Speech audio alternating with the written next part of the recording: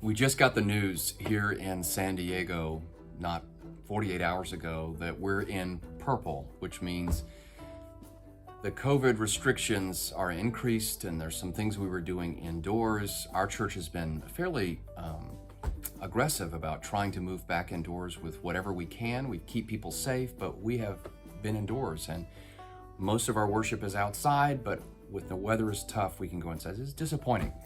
It's a setback. And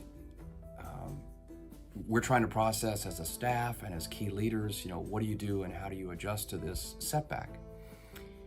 And just not a day ago, I had the privilege of officiating at a funeral.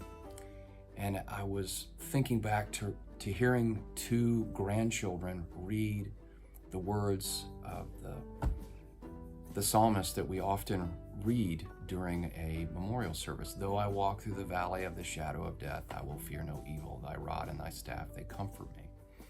They read the whole psalm, and I listened to the person who was sharing about a friend who had passed away from cancer, and I listened to a daughter who was in ministry vocationally, sharing about her mother's faith, who they were mourning. And I was reminded that in both of those believers' accounts of this saint who has passed on, there was the thought that you can walk through anything if you know there's light on the other side.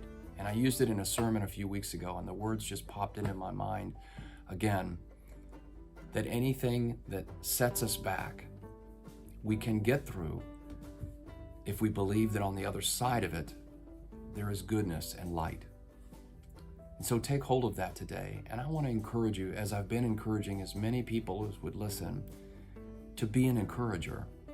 There are people walking through darkness and grief. There's people who are excited about who was elected president. And even though it's not clear yet to everybody, there's other people who are very upset.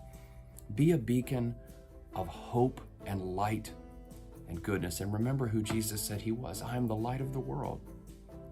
So let's help people remember there's light on every side of darkness. There's light.